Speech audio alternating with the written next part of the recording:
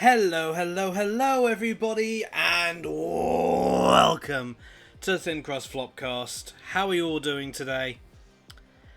Now, some of you may notice I'm actually running solo today, but that's because the heat has, making things a lot more difficult, and Damo doesn't do exactly too well in the heat, so I gave Damo the day off to just stay cool and safe.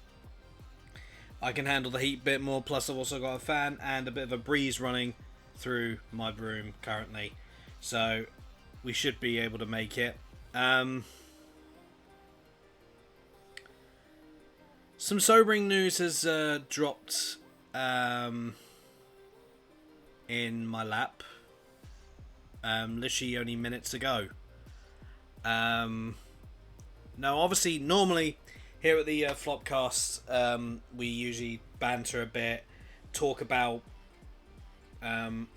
obviously what games we've been playing over the past couple of weeks. But normally I would have done that, but I think I need to just get straight into it. This news literally just happened to pretty much surprised me on social media. I'm just gonna come out and say it.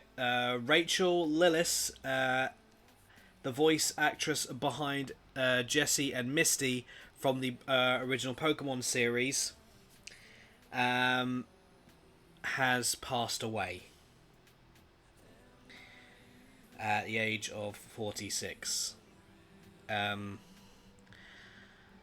Veronica Taylor, the voice behind Ash Ketchum, confirms that Lillis unfortunately passed away on Saturday after battling with breast cancer.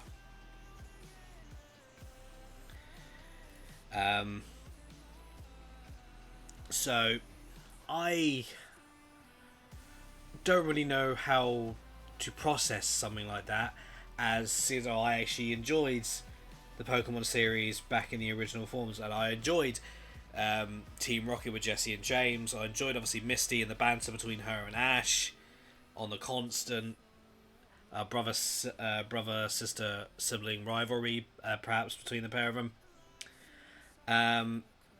It's literally I only just found out, and a lot of the news is basically only just breaking since about 20 past 5 here in the UK. Literally today, the news has just broken.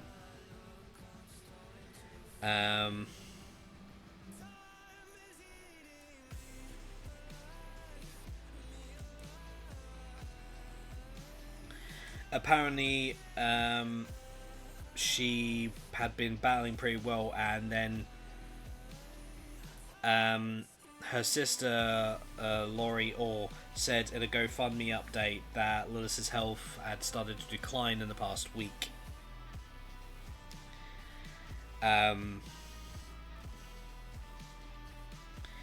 She's also had roles in Your Lie in April, Hunter x Hunter, Winx Club, and many more. She even voiced Jigglypuff and played Jigglypuff in Super Smash Bros. According to sources.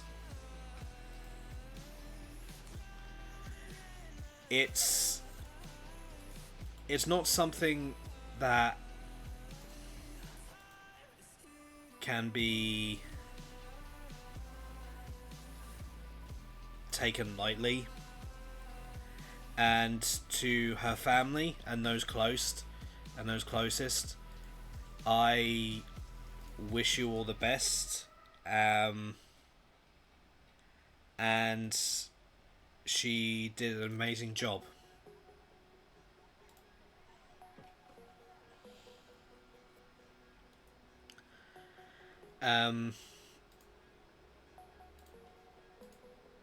She certainly, with her characters, she certainly left an impression.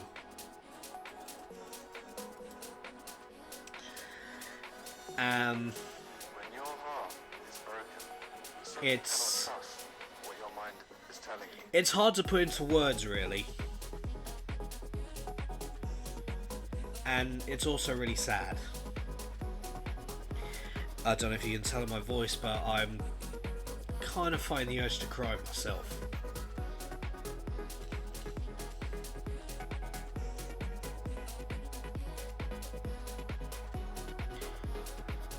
Jesse and James were a kind of beloved villains, really. They were hella dumb but funny as hell. Misty, like, she was a badass, and Jigglypuff being annoying as hell, putting everyone to sleep in the episodes. It's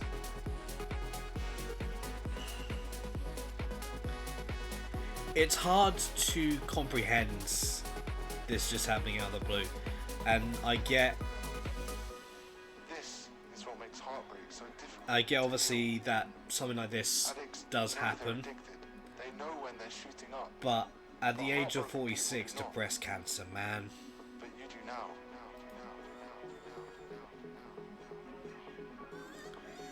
And obviously with my mum and her cancer battle.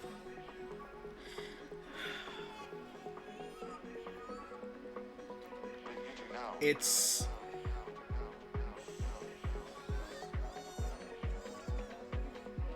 give me a sec. When your heart is broken, you simply cannot trust what your mind is telling you. It's kind of hard to put into words, really. Other than thank you for your work.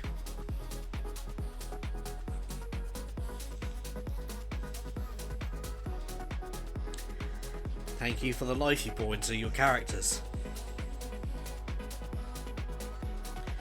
May you rest in peace.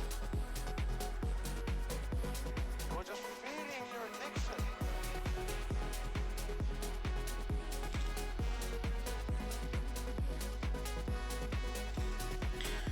Not exactly how I like to start these, but I felt, since the news had literally just broken, I felt it was my duty to pass this news on to everyone. And to those of you that are watching this at a later date, this was recorded on the 12th of August 2024, and so her passing would have been on the 10th of August 2024.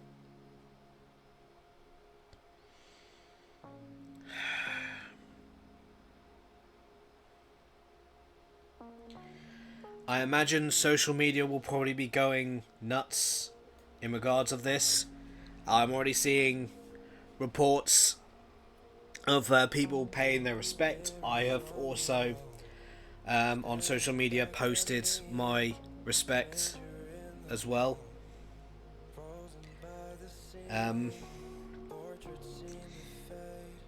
I'll say this, though people may mean well, do not badger and harass the family on social media. I imagine they'll want time to grieve,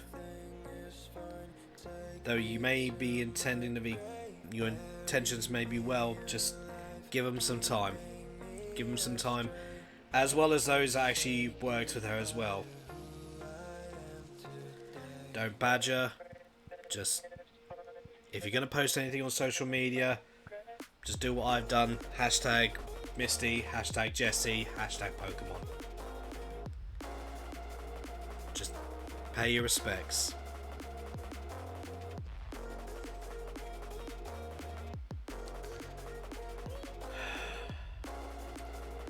And with that, folks, the show must go on.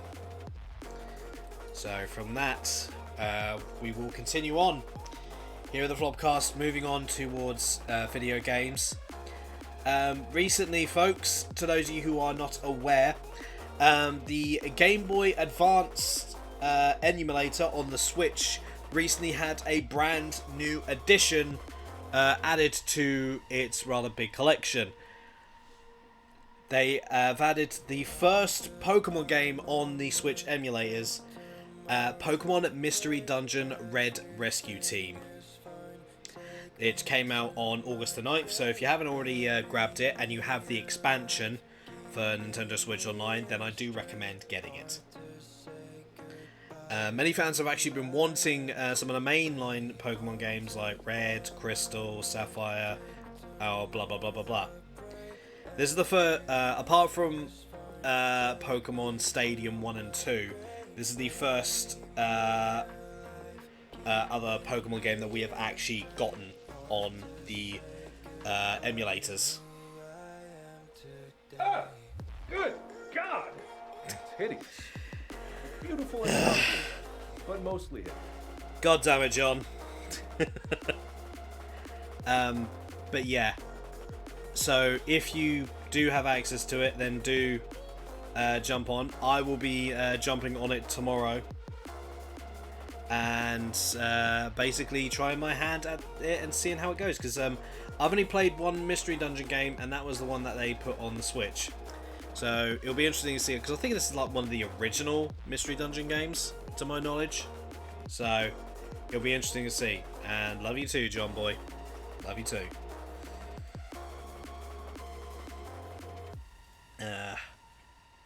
So yes, do give it actually a look if you so choose to. Now, a continuation of something that popped up some time ago, to which I voiced my frustrations. With a load of layoffs that Xbox/Microsoft have been doing across the various game studios and basically shutting them down because they're not making them enough money, blah blah blah blah blah blah blah blah blah. One game studio in particular, Tango Studios, responsible for the Hi-Fi Rush IP, has actually been, from what I can see, has actually possibly been saved. It has been acquired by Crafton from Xbox. The studio will no longer be shutting down, meaning that the Hi-Fi Rush IP will be still up and running, and there is a chance that Hi-Fi Rush will actually receive updates and DLC that was originally promised before Xbox decided to go shutting things down. I'm actually glad about this, because though I've not played Hi-Fi Rush, the fact is it's an award-winning game that basically is a small studio that made an award-winning game which fit what a spokesperson from Xbox had said they wanted, and then contradicted themselves by shutting it down. So the fact that a company has stepped forward to actually buy the studio and keep it alive is incredible. It's fantastic, and I'm so glad there's someone actually willing to help out on this one. This is an amazing thing to actually find out. This news dropped literally this morning. So to those of you who actually have Hi-Fi Rush on any of the systems that it's on, then rejoice. Tango Studios is safe, and they will actually be able to progress with any plans that they have in regards of it and other projects as well. As reported from an IGN article, in an interview, Crafton intends to support the Tango Gameworks team to continue its commitment to innovation and delivering fresh and exciting experiences for fans.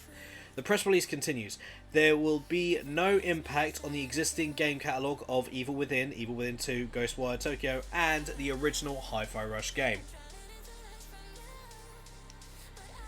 Hi-Fi Rush had hit actually 2 million players a month after release, and it received a very positive review from various critics in regards of it, giving it a variety of things from like 9 out of 10 and so forth. And a lot of people, particularly IGN, said it marches to the beat of its own drum with stunning animation, lovable characters, and a stylish rhythmic action that anyone with that are anything but one note.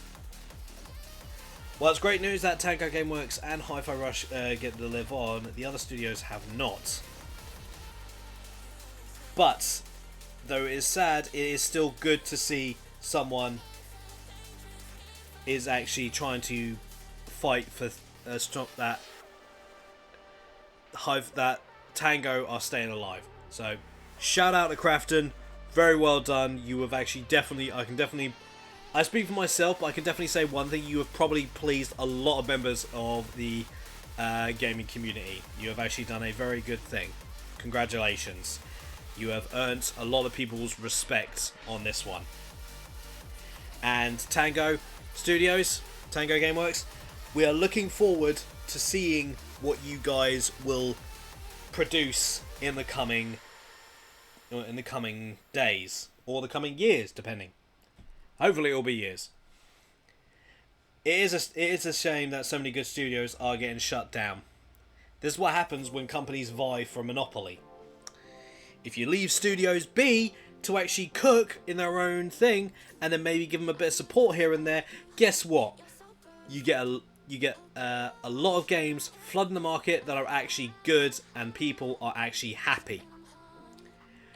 Greedy fuckers like Xbox / Microsoft, Sony, and in some aspects Nintendo, Steam, and others need to maybe take a look at this and maybe chill the fuck out. Not going to go on a tangent about it because y'all know how I feel about these greedy cunts, and I don't think we need another episode where I go off on one. It's already a rough one from the start. Let's not dampen the mood with it.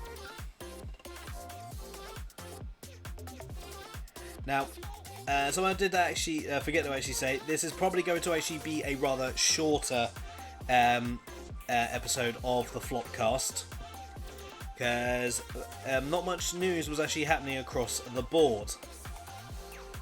We do have some more information in regards of Dragon Age the Veilguard, in the fact that apparently it won't let you actually control your companions, because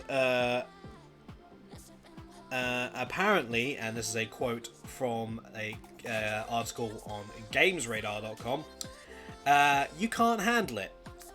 This is a much higher actions per minute game. So, I will read basically the article as is, because I've not had a chance to read this myself, as I've been kind of busy doing other things. Speaking to Edge Magazine, game director Corinne Boucher, I do apologise if I butchered your name, explained why Dragon Age the Veilguard is dropping the party controlling formula of previous games, even as it drops your companion count from 3 to 2. On the experimental side, we wanted you to feel like you are Rook. Boucher, I'm just calling Boucher, explained. You're in this world, you're really focused on your actions. We wanted the companions to feel like they, as fully realised characters, are in control of their own actions. They make their own decisions. That's a major deviation from the rest of the series, but Boucher says there's a simple reason for that. Dragon Age the Veilguard is a much higher actions per minute game. It is more technically demanding on the player. So when we tried allowing you full control of your companions as well, what we found is it wasn't actually adding to the experience. In fact, in some ways, it was detrimental, given the demanding nature of just controlling your own character. Boucher admits that the substantial nature of this change might seem jarring, but it's backed up by BioWare's playtesting. I will admit, on paper, if you just read that you have no ability to control your companions, that might feel like something was taken away. By not testing and validating with players, what we find is they're more engaged than ever. While you won't have full control of characters, you will still be able to shape some of their movements in combat. Boucher references returning rogue Lace Harding, saying that she is her own realised individual. She's got her own behaviours, how she prioritises targets, whether she gets up close and draws aggro or stays further back at range. You'll be able to direct her in combat by activating her abilities from the wheel. Those abilities are part of BioWare's big push towards combo-based combat. Interesting, considering Dragon Age's history, how they go in this direction. We shall see how things go.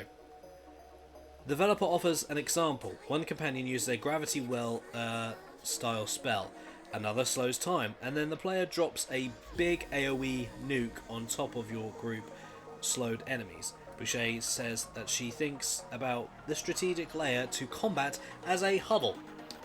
When you're figuring out how you want to handle the situation based on the information you have on the encounter and how you and your companions synergize together.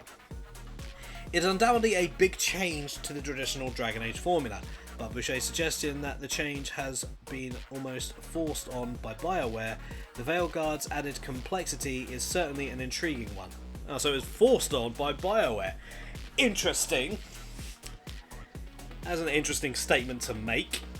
We shall see in regards to that.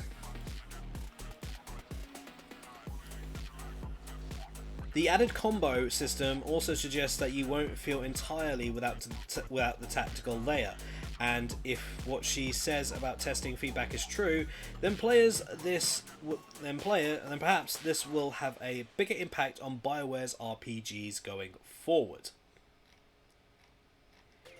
Now, in regards of them dropping the companions from 3 to 2 that you can take into combat, I'm somewhat curious why they made that decision, or rather why BioWare seems to have forced this decision, because it's always been 3 companions, because you then have a variety of things that can actually happen. You reduce it to 2, and a lot of the combinations could then start to deteriorate, unless of course they're actually going to do a thing where you don't play as essentially one class. You kind of have access to things that might make you a multi-class. So say you might have the opportunity to, you may be like a knight in a monk in Baldur's Gate, but you then also get to wield some long-range spells instead of always being up close. If that's their thought process, then it'll be interesting to see how they implement it, because even with that type of thing, Baldur's Gate still allows 3 teammates. So I'll be interesting to see why BioWare has actually forced that. But any more information on that, we will obviously continue on a later date. But for the most part, interesting the fact that we're getting a new Dragon Age game. We've been wanting something like this for a while. And the fact that we're getting something like this is intriguing, to say the least. We will be keeping a close eye on things as they go. And considering some major changes that have been happening to games recently, it's concerning, especially when the top brass get involved. So, again, we'll keep an eye out and we'll see how things go from there. Now, on to the last article I have. There were some articles, but I don't feel right doing them. I think they were demos ones, so I would rather demo do those, but since our demo is not here, I will only do this one of demos that I think does need to actually be spoken of, considering it is related to Konami. Now, as stated on a previous episode of the Flopcast, Konami is, well, suffice to say, they may kind of be shitting the bed somewhat, considering the feedback that they got in regards of Metal Gear Solid. So it'll be interesting to see how much of this might actually be true. This is coming from thegamer.com. This is an article that Damo found. And it basically states that Konami is internally developing another Silent Hill game. Although there are already a lot of Silent Hill games in the works, it looks like Konami have even more planned for the future. According to the Reliable Horror Insider, Konami is currently internally developing an unannounced Silent Hill game. We don't know anything else about the game, but it seems like the short message team will be working on it. That's not something that is gonna really go down well, considering the last Silent Hill game they released didn't exactly do well. They were kind of over-ambitious with that one. Like, the actions of the game then will be maybe put into a TV series. It's like, alright guys, you're going a bit too far on this one. You kind of need to, it's all well and good having ideas, but, maybe rein yourself in a bit there, pal. Just give yourself maybe, just a chance. Because, I mean, it's hard to actually, justify something like that. Like, maybe they learn what not to do in regards of that and are actually working on something else. I know it's currently another team working on Silent Hill 2 remaster. But the fact that they're actually working on other Silent Hill stuff, I'm quite critical in regards of that, like, if it is actually true.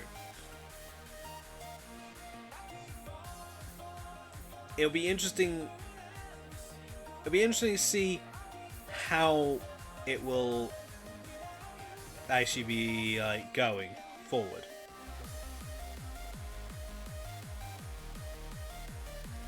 Especially considering Silent Hill 2 Remake is, apologise, I got it a remaster earlier. Remake will be releasing on October 7th on PC and PS5.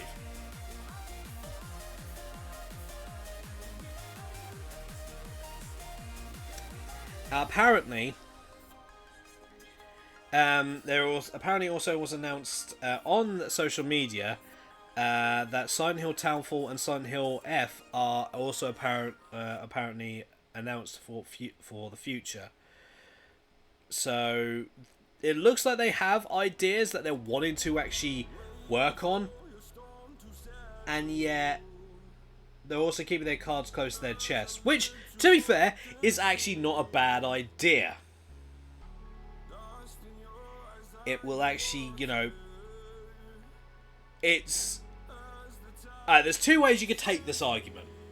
One, keep their cards close to their chest means that they actually have time to work on stuff, and there's no actual expectations forced upon them by PR team, suits, as well as the general populace.